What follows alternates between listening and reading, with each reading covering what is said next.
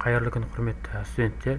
Мен бүгін сіздерге Платон жүйесінде анықтама алу бойынша видео нұсқаулық көрсететін боламын.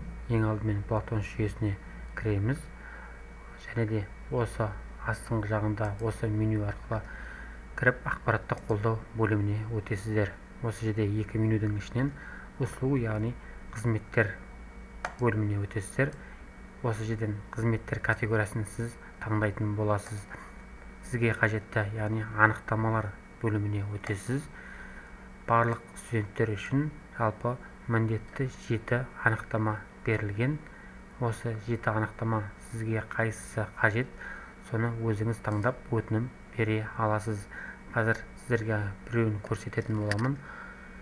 Қажетті анықтаманың біреуін таңдаймыз, яғни қосымша номер 2 анықтама алу қажет маған. Өтінім беру батырмасын басамыз. Бұл жерде сіздерге өзіңіздің барлық данныйларыңыз, яғни мәліметтеріңіз шығады. Бұл жерге міндетті түрде өздеріңіздің телефон номерлеріңізді енгізетін боласыздар. Келесі бөлім өтінім бойынша мәліметтер бөлігіне өтесіздер. Бұл жерде сізге өтінішті беру себептерінің тізімі, яғни қай облысқа, болмаса қай қалаға, ауданға сіздер өздеріңіз таңдайсыздар.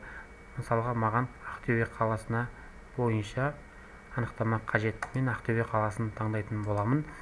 Және де өтінішті мәтін таныстым және толығымен келісемін деп сіздер міндетті түрде галочка басасыздар.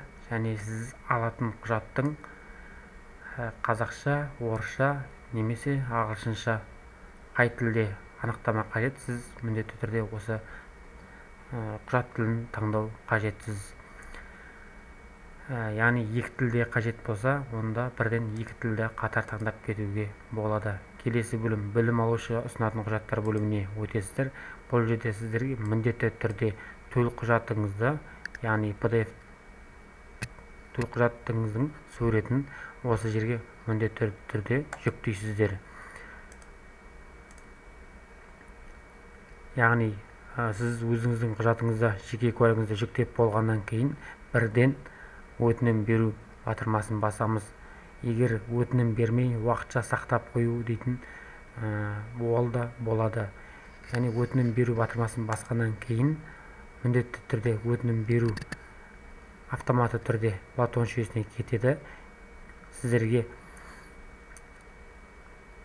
бірден берілген құжаттар бөліміне өтіп, осы жерден қосымшаны алуға болады. Яғни біз таңдаған қазақша және орысша нұсқасын таңдаған болатынбыз. Яғни қазақша нұсқасын жүктеу арқылы біз өз телефонымызға немесе компьютерімізге сақтап аламыз. Осы жерде көрсетілгендей номері 2 қосымша анықтамасын мен таңдап, яғни шығарып алған болатынмын. Міне қысқаша ғана сіздердің анықтама алу бойынша видео нұсқаулық. Назарларыңызға рахмет.